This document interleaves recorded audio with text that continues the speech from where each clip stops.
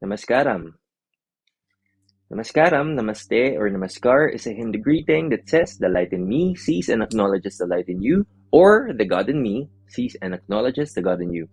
My name is Marky Mendoza, and welcome to Reiki with Marky. This is your weekly tarot reading for April 11 up to 17, 2022. Ito na naman tayo to provide the necessary energies, guides para sa ating susunod na linggo. And I'm sure, nako, naramdaman nyo rin na medyo shaky talaga yung past week natin. Pero ang mahalaga, sabi ko nga, it's very transformational. From the last video, sabi ko, yung mga experiences, it may be a little shaky, medyo marami pagdadaanan, but it's very essential.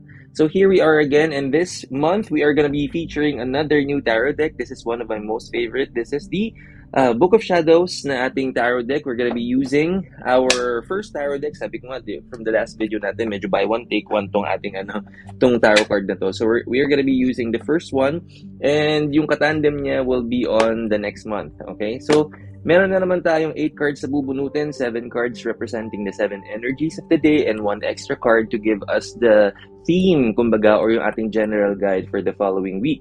Now, meron tayong dalawang klaseng cards na pwedeng makuha, major cards or minor cards. Kapag ang makukuha natin will be major cards, klarong-klaro yan na pwedeng blessing, pwede ring warning. Pero kung minor cards, di naman ibig sabihin hindi siya maganda. Alam lang natin na may mga tatrabahuhin tayo so that it will manifest to something better in the future. So, simulan na natin ang ating energy for our this coming week. Lord, galingan po natin, okay? So, tingnan natin ang ating Monday energy. And for April 11, ito naman ang ating first energy. Here we go. Okay, let's see. Okay. Oh, ay, okay. Alam mo, nakakatawa tong card na to. And this is gonna be our first card for our new week. This is the 7 of Cups. Tignan mo naman, puro pagmumuni-muni, di ba? Para kang, wow, nagmumuni-muni ka talaga. But actually, this is gonna be very meaningful. Do not be surprised that on the Monday, you will find you're gonna find yourself assessing many things. It's a perfect opportunity for you to really see what works and what may necessarily be an opportunity para baguhin or to improve.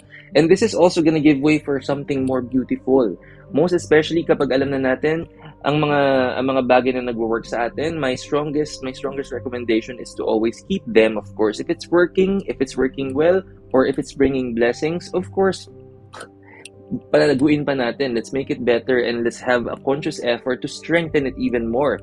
Pero as we go through yung mga ating assessments, and there are many things, can also be our priorities, can also be our goal streams and aspirations that are not necessarily just not panning out, but it may not necessarily give us the right benefits, the right push, the right motivation. It's a perfect opportunity for you to be honest with yourself and really set them aside kung hindi talaga siya nagwo-work. This will give way for a new planning session para sa buhay natin, which is very much essential para sa lahat ng future endeavors natin. The goal for this day is to always be honest kung anong nagwo-work at kung anong hindi, and be willing to change kung anong nararapat. So maganda ating start ng day natin, kahit na si ate medyo yung pagmumuni-muni niya is over coffee. So I like ate because mahilig din sa kape. Very good. Okay. So ano naman ang ating April 12 Tuesday energy? Tingnan naman natin. And trusting the Lord. Maganda. Okay, baka nagmumuni-muni pa rin pero tingnan natin. Okay, here we go with our Tuesday energy. Ay, pero teka lang, medyo maganda ang ating card pero maraming mindfulness. We have a major card for our Tuesday energy, April 12. And we have the Wheel of Fortune, or this is the Karma card. Okay, so this, by the way, usually on a Tuesday energy, umaatikabo ang ating energy. Punong-puno tayo ng energy on this day because we are guided and blessed by the energy of Lord Mars. And ang Mars ang responsible talaga sa maraming energy ng passion, energy, etc. So, therefore, maraming opportunity tayong makikita for this day. So, yung mga priorities natin, makikita natin yung mga to-do list natin, ma-achieve natin yan. Kung anong kailangan nating ma-achieve, kung anong kailangan nating na ma-accomplish, sure na sure yan ma-accomplish natin. But also, ang isa sa mga kailangan nating bantayan on this day is yung ating patience, okay? Now, as you go through yung ating yung mga ating mga priorities o kaya yung checklist natin, there are many things na alam mo kaya mong i-prioritize and alam mo kailangan mong gawin. Magagawa mo siya, pero it does not set aside yung idea na there are also some little things that may not necessarily be kumbaga, hindi to yung mga focus natin, pero it will be lingering. Okay, halimbawa, imagine when you're working, tapos may mga unnecessary na mga activities that will always be around you na will try to get your attention, will try to get your focus, which in return can cause a little friction sa atin dahil we want to accomplish many things. Not for anything else, not just because hindi tayo masyadong pasensyoso or what, but these things can also happen. It really is something that is happening to everyone, most especially when we have the strongest intention to focus. But be very gentle, be very kind and loving to these opportunities. Lalo na kung halimbawa, if we are talking, this mostly resonates not just on our career, but in our yung pinaka natin, lahat ng all aspects ng buhay natin on that day. It will be a focus na yung mga kailangan nating ayusin, may mga little things that we may possibly feel na hindi tayo masyado makakapag-focus. Kung nasa work tayo, nandiyan yung mga friends natin, peers and colleagues na pwedeng mag-o-offer ng mga latest chismis, yung mga pag-uusapan ng ganyan, kahit na in the middle of you doing important things. So my say, when you know how to prioritize things and when you know how to also acknowledge yung mga ating mga friends and yung mga family members natin, most especially kung if you're in a work from home situation, remind lang natin sa kanila that you have priorities in a very loving way. Okay? Because the karma card is here, even if the people around us may just have, wala naman silang intention to create any harm or to create another form of friction. Dahil very energetic nga ang mga tao, they're just very enthusiastic to share these stories, moments together. But then again, sabi ko nga, if your mindset is to really accomplish the goals, and then it's okay for you to let them know na, okay, I'm going to prioritize my to-do list lang for the day, and then later when I'm done, and then sige, pag-usapan na natin mga kailangan pag-usapan. And sabi ko nga, this is a very good warning for everybody just because mainit nga ang energy. Just technically, maganda ang energy ng because this is a major card, but it involves a lot of mindfulness, love, and respect na kapag hindi natin masyadong nabigyan ng pansin o hindi natin na-prioritize yung ating pagmamahal sa isa't isa, this can actually cause something major. So in short, yung akala natin na hindi masyadong big deal, it can create a snowball effect which in return can turn something personal. So, kalma lang tayo on a Tuesday, okay? But sa lahat na makakapag-uphold ng kindness, love, and patience, maganda ang effect. So, kaya siya karma card because kung ano magiging response mo depending on how life unfolds on this day can create either a blessing, pwede ring something that we may not necessarily like in the future. So, kalma, okay? Tingnan naman natin ang ating April 13, 2022 Wednesday energy. Here we go. For a Wednesday, eto na tayo. Abay. Nako, celebrate. Okay, napakaganda. We have the 6 of Cups. Actually, ang dami nating cups for this week. We have the 6 of Cups. Ang ganda ng imagery, no? Very relatable siya talaga on our everyday life. Now, naku po, here is another warning. This is mostly resonating sa ating career, ha?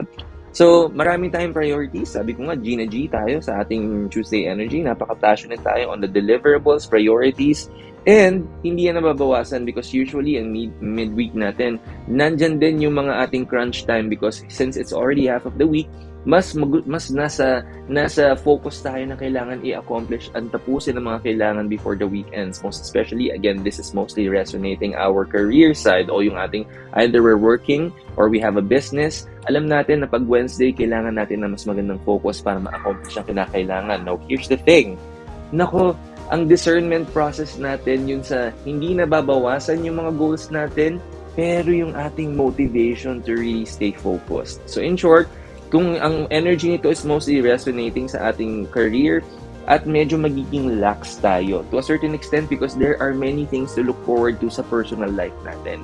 Now, these can be, sabi ko nga, may priority sa work or sa business or sa ating mga financial resources, pero on a personal note, meron kang ilulook forward on this day that may sound a little more important. Not that hindi talaga important ang mga personal natin, ang mga endeavors, no, yung mga personal affairs natin after work or outside work, those are very important because we need the balance of our life aspects. But also, sabi ko nga, if it's really time to focus in our priorities and hindi natin masyado nabigay yon because ang attention natin ay pupunta sa iba, it may not necessarily do good. That's why ang focus natin dito, kahit na importante yung mga bagay na yan, dun papasok ang discernment natin. Kung may ilulook forward tayo on that special day because we have important matters to attend to after our work, and then sort out your activities really well and prioritize them well para hindi maapektuhan ang other important matters that will come after your work. So, magandang mindfulness sa atin and discernment. Now, sabi ko nga, pag nabalanse natin yun ng maigi, it will do very good. Kasi imagine, there are many things to celebrate. You celebrate your efficiency and hard work sa ating career, but at the same time, yung balanse ng magagandang bagay to look forward to at the end of our busy work day is something na very rewarding din. So kapag nabigay mo yung balanse, napakaganda sa feeling. So in short, discern and make sure that you plan your day efficiently. Now, tingnan naman natin ang ating Thursday energy. Ang Thursday energy natin, this will be our April 14, 2022. Ano naman ang ating daily energy for this day? Here we go. Ay, okay. Naku po. Magandang warning because we have 5 of Pentacles. Okay, so, and Pentacles is actually a card that resonates our abundance and prosperity. Pero, here's the thing on our Thursday. So mararamdaman natin na there will be some may mga warnings tayo na mararamdaman na natin that we may need na maghigpit ng ating mga sinturon, okay?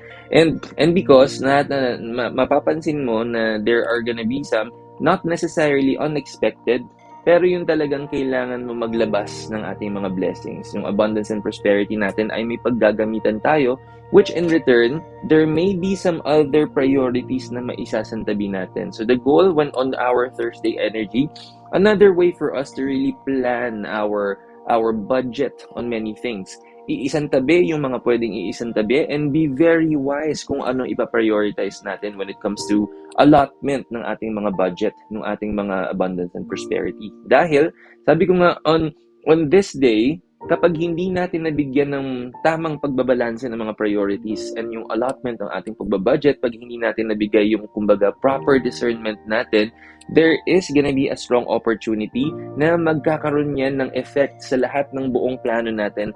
I'm not just talking about this month. I'm talking about yung pinaka-budget natin for the future. Yung talagang tipong how we're going to save for the rainy days o kaya kapag when winter is coming, pag hindi natin na-balance ito na maigi, there's a strong possibility na kumbaga kung ano yung plinano natin when we started this year o kaya how we made sure na everything is on track pagdating sa mga budgeting natin, you may find yourself in a little medyo shaky situation. To an extent, you may feel like you did not do a good job in planning at all. Kaya bigyan ng priority kung ano talaga ang pwedeng maisantabi, and this also gives way for you to plan your budget even better. So that gives you an opportunity for you to find, meron ba akong opportunity na to come up with other resources na pwede kong panghugutan in times na medyo may ganito tayong sitwasyon. Or you may also find yourself to be extra resourceful. How else can I be very productive and at the same time can generate money? Anong mga pwede nating mga side hustle that would work efficiently para makatulong sa atin?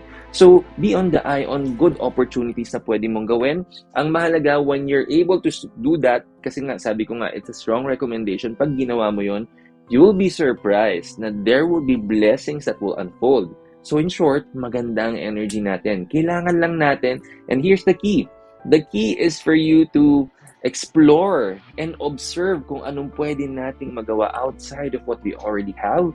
And pag nakita mo yon, jackpot, makukuha mo ang blessing. So in short, kailangan lang natin maging proactive and really finding the blessings because blessings are always given to those who are ready to explore. Okay? So tingnan naman natin ang ating Friday energy dahil so far, napansin nyo ba, medyo ganun-ganun ang energy natin, puno-puno ng mindfulness. Pero ano naman ang ating April 15, Friday energy? So, ito naman ang ating Friday card. Here we go. Aba. Nako, we are ending. Okay. Okay.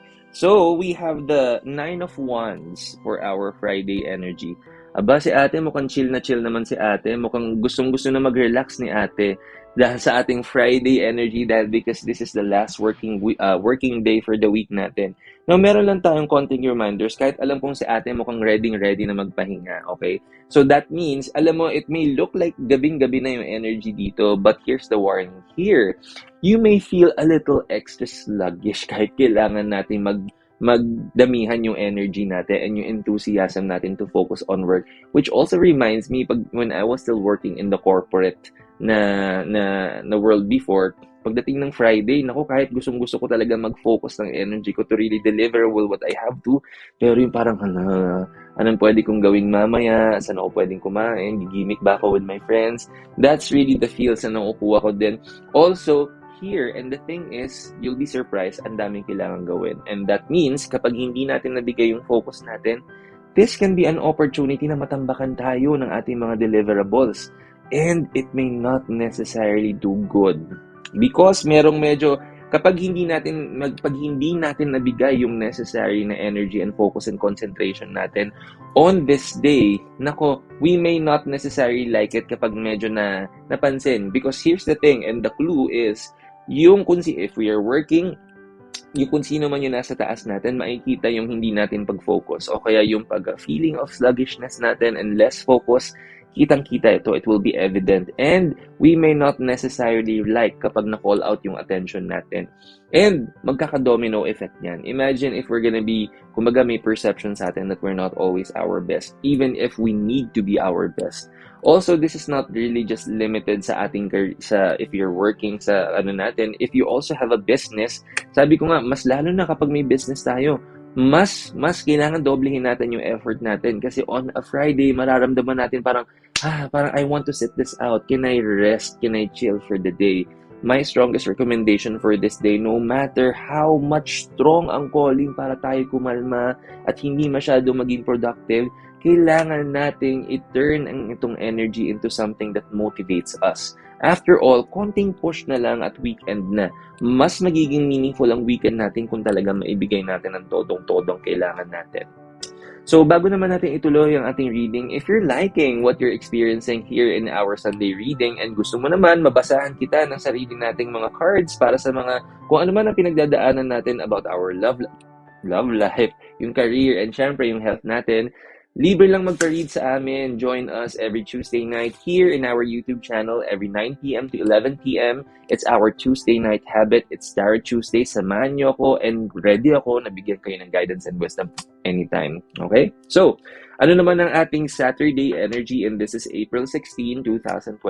Lord, isa palang major card natin. Galingan natin. Okay, sige.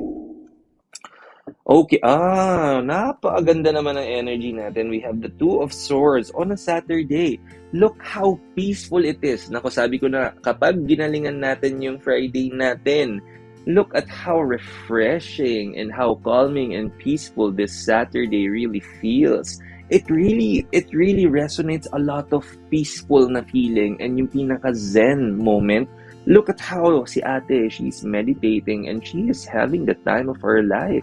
And look at the calming energy and ease doon sa ating si face ni ate. And this is really something that is not just telling you na, paano kung hindi naman ako nagme-meditate? Okay ba? Hindi, I mean, figuratively, okay? The energy itself. So in short, no matter how, here is the real energy of this card. Now, there are gonna be personal matters that are gonna be on the surface. Now, these are the personal matters that I'm talking about are not necessarily like mga life-changing na mga or possible friction.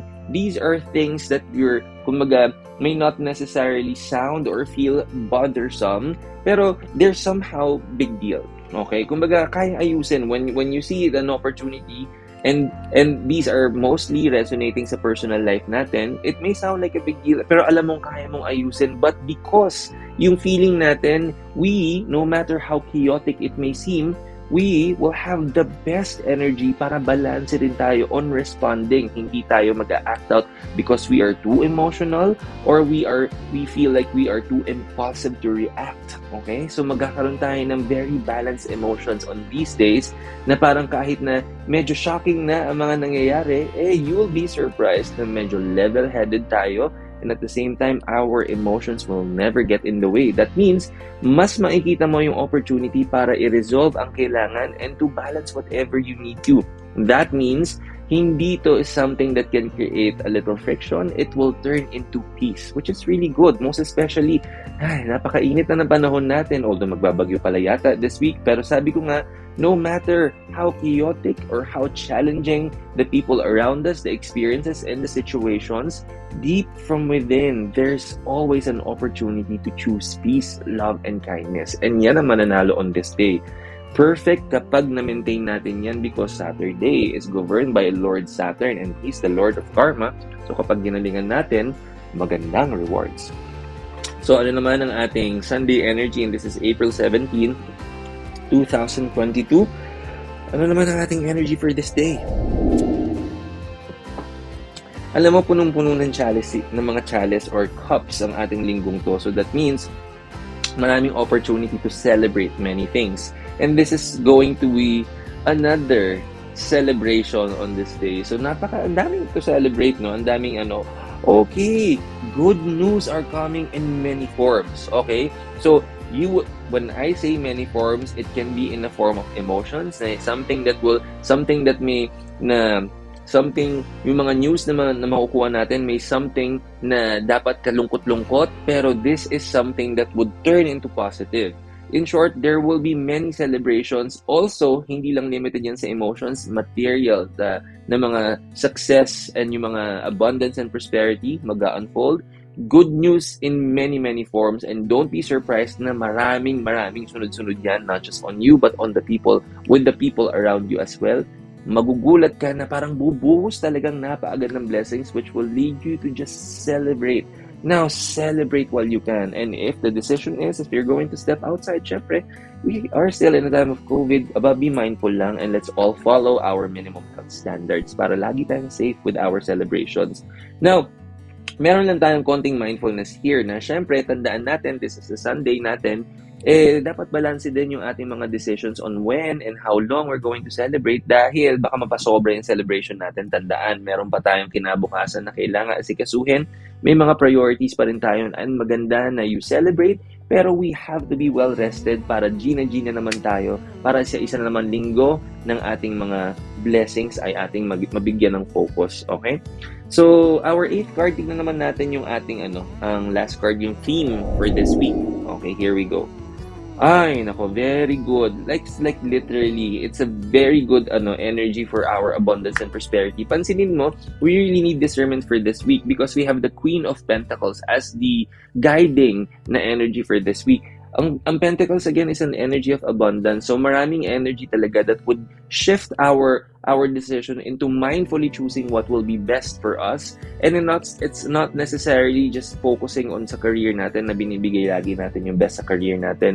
Pati doon sa mga personal natin na mga life aspect, we need to find the balance and the decision to always drive through conscious effort na lahat ng tama, lahat ng best, lahat ng pinaka magbe-benefit tayo, yun ang pipiliin natin because this will lead to better decisions, the huge decisions that we will make in the future. Kapag nabigay natin this week, this helps us understand na in the future, when there are bigger decisions and discernment processes na kailangan natin pagdaanan, meron na tayong pinanghuhugutan na nagawa natin siya. Na it's very possible, no matter how chaotic, challenging, kasi nga, sabi ko nga itong linggong to, honestly, puro discernment yung key niya. But the discernment na you will practice this week will lead to abundance in the future.